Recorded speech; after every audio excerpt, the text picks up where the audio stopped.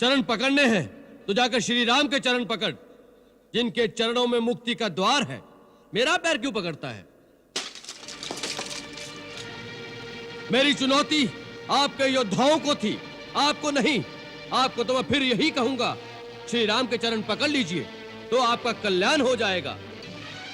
मैं कल सूर्योदय तक का समय देता हूं, उसके पश्चात लंका पर चढ़ाई कर दी जाएगी।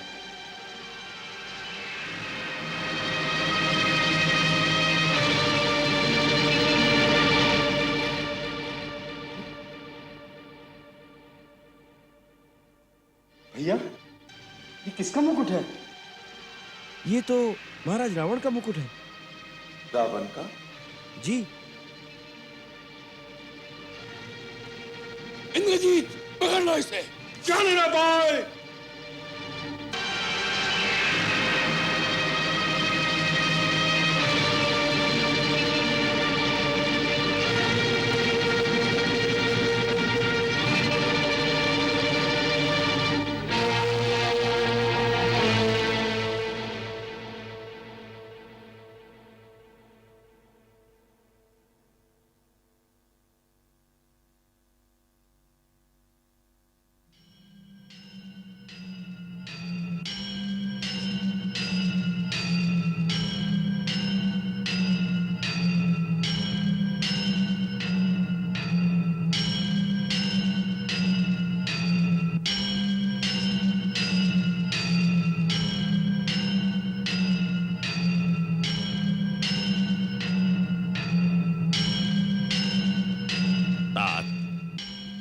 यद्यपि अंगद के शांति प्रस्ताव को तुमने ठुकरा दिया है, फिर भी बात अभी तक तुम्हारे हाथ में है।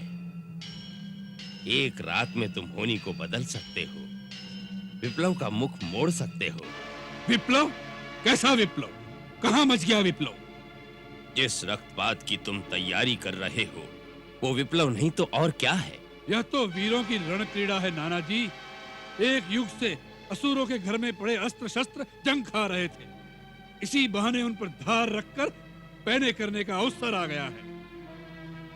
खर दूषण के साथ एक हाथ से 14 सहस्त्र असुर योद्धा रण की बलि चढ़ गए, उससे तुम्हारी रण पिपासा पूरी नहीं हुई लंकेश।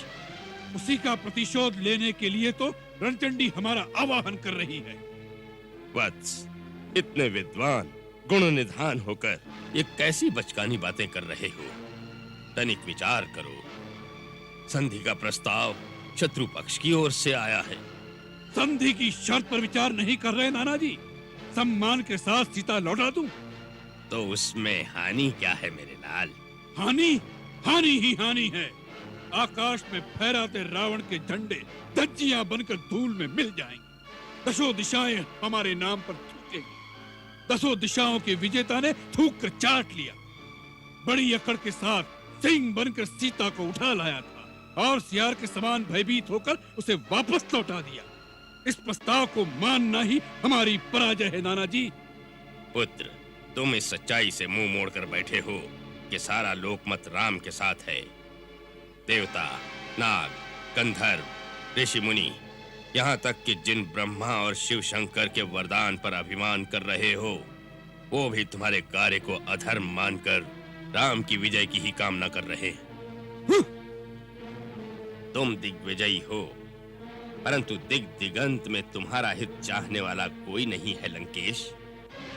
वत्स, भगवान ब्रह्मा ने देव और दानव ये दो ही पक्ष बनाए हैं। देवताओं का बल है धर्म और दानवों का पक्ष अधर्म, परंतु अंत में विजय धर्म की ही होती है। आपने दिग्विजय के लिए सब लोगों में धर्म का नाश किया है और अधर्म को बढ़ाया है। अब वही अधर्म सर्प बनकर हमें डसना चाहता है। उधर ऋषियों और देवताओं का धर्म उनके पक्ष की वृद्धि कर रहा है।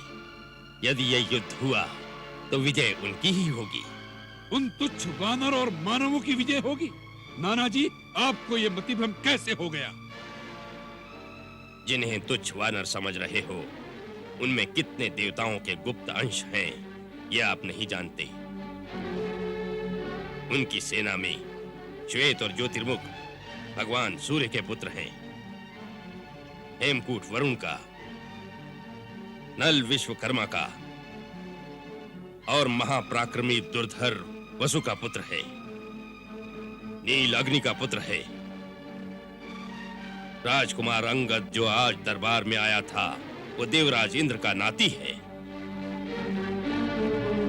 महाबली महेंद्र और द्विविद दोनों अश्विनी कुमार के पुत्र हैं और इन दोनों ने ब्रह्मा जी की आज्ञा से अमृत पान भी किया है। वे अमर हैं। वृक्षराज जामवंत, जिसे आप बूढ़ा समझते हो, वो ब्रह्मा का पुत्र बहुत शांत दिखता है, परंतु उसकी चोट बड़ी असह्य होती है। उसने देवासुर संग्राम में इंद्र की बड़ी सहायता की थी। अमृत मंथन के समय भी वो उपस्थित था। लंकेश, इनमें से हर एक अकेला ही लंका का विनाश कर सकता है। महाराज, प्रातः युद्ध आरंभ होने से पहले ये अंतिम अवसर है। इसीलिए मैं बार बार आपको यही समझा रहा हूं कि इस युद्ध में राक्षस जाति का विनाश हो जाएगा। मुझे सारे अपशकुन राक्षसों की पराजय के दिखाई दे रहे हैं। अपशकुन? कैसे अपशकुन दिखाई दे रहे हैं? नगर के चारों ओर सियार और गिद्ध भयानक शब्द कर रहे हैं। दिशाएं धूल से मलिन हो गई हैं। यज्ञ, बलि का हविष्य कुत्ते खा जाते हैं। घरों में पाले हुए पक्षी और मृग आदि सूर्य की ओर मुंह करके रोने लग जाते हैं।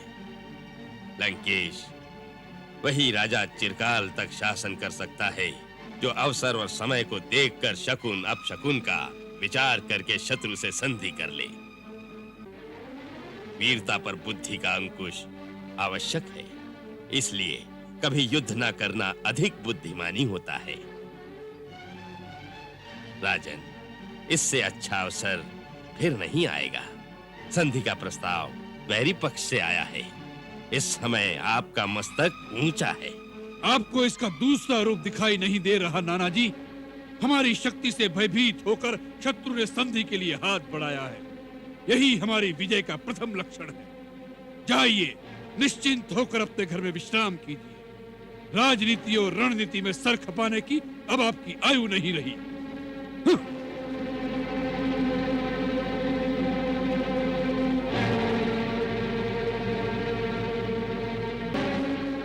अच्छा, हो तव्यता बलियसी।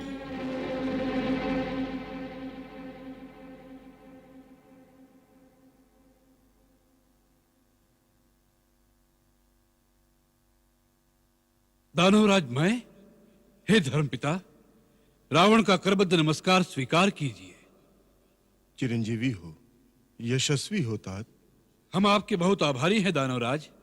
हम तो क्या, लंका का बच्चा बच्चा आपके चमत्कार को नमस्कार करता है। एक जंगली उद्दंड वानर ने संसार की सर्वोत्तम लंका को उजाड़ दिया। आपने लंका को पूर्ववत सुसज्जित कर दिया, मानो आग की लपटों में तपकर सोने की लंका और चमक उठी हो। लंका की ये चमक युग युग तक अमिट बनी रहे, इसी चिंता से आतुर होकर मैं आपके द्वार पर आया हूं राक्षस राज। लंका का राजा आपका उपकार मानता है दानवराज। आप उससे जो चाहे मांग सकते हैं। इस समय दानवराज मैं नहीं, एक पुत्री का पिता अपने जामाता के द्वार पर कुछ मांगने आया है। पुत्री का पिता, कन्यादान दाता, पुत्री के द्वार पर कभी कुछ मांगने नहीं जाता, वो सदा देता ही रहता है। यही युग युग की रीति है।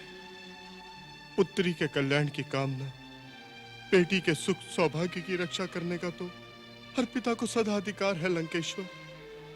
उससे वो कभी मुक्त नहीं हो सकता। लंकेश्वर की महारानी की चिंता से आप उसी दिन मुक्त हो गए थे जिस दिन से हमारी भार्या के रूप में उसका भाग्य आपने हमारे साथ बांध दिया था। अब उसके कल्याण की कामना करना आपका काम नहीं, ये हमारा कर्तव्य है। हे परम प्रतापी लंकेश, लंकानाथ, ये मेरी पुत्री मंदोदरी के कल्याण का प्रश्न नहीं, महर्षि पुलस्त्य की आने वाली पीढ़ियों, विश्रवा के वंशजों की सुरक्षा का प्रश्न है। आप कहना क्या चाहते हैं वही बात कहिए। इधर उधर की बातों में भटकने का समय नहीं है हमारे पास। तात, तुम्हारा पिता तुलससुर तुमसे हाथ जोड़कर विनती करता है कि सीता के मोह से अपने मन को मुक्त कर लो। क्यों? किस लिए? इसलिए कि वह वन वन भटकने वाला वनवासी कुछ भालू वानरों को इकट्ठा करके हमें गिदड़ भभकी दे रहा है। तुम उस वनवासी तपस्वी को पहचान नहीं रहे हो तात? आपने जान लिया? आपने पहचान लिया उसे? हाँ, मेरे अंतर चक्षु कहते हैं कि वो कोई और नहीं, साक्षात सर्वशक्तिमान त्रिलोकीनाथ है। कौन है त्रिलोकीनाथ? हमसे बड़ा कौन है तीनों लोकों में आज? तात, तुम तो त्रिलोक विजेता हो, वो तो त्रिलोक रचयिता है, साक्षात विष्णु का अवतार है। अवतार है, विष्णु का अवतार है। दानवेश्वर, लगता है आप हमारी मान्यता को मिटाने की ठान कर आए हैं। जिस अखिलेश्वर का अवतार मान आप हमें उसके सन्मुख झुकाने आए हैं, स्वयं उस साक्षात वैकुंठेश्वर विष्णु के सामने भी हम नहीं झुके। उसके सुदर्शन चक्र का प्रहार हमें तिल भर भी झुका नहीं सका, तो उसका अवतार हमारे लिए किस गिनती में है?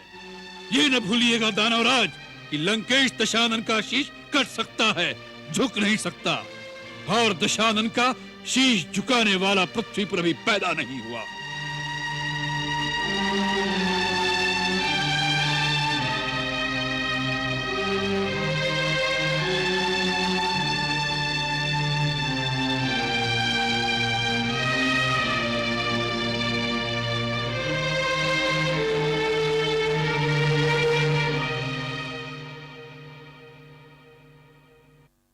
बेटे, मेरे लाल, तप करने जाने से पूर्व कहे हुए तुम्हारे पूज्य पिता के वचन मेरे कानों में गूंज रहे हैं। क्या वो सत्य हो जाएंगे? बड़ों की बात में कुछ तत्व होता है, कुछ तथ्य होता है। अपने नाना जी की बात न मानकर तुमने अच्छा नहीं किया। माता, रावण अब दूध पीता अबोध शिशु नहीं, बड़ों की उंगली के सहारे चलने वाला नन्ना नादान नहीं, पाठशाला में बैठ गुरु के पास पाठ पढ़ने वाला विद्यार्थी नहीं। अपना भला बुरा भली भांति समझता है आपका पुत्र। माता, यही तेरा अहंकार है मेरे बेटे।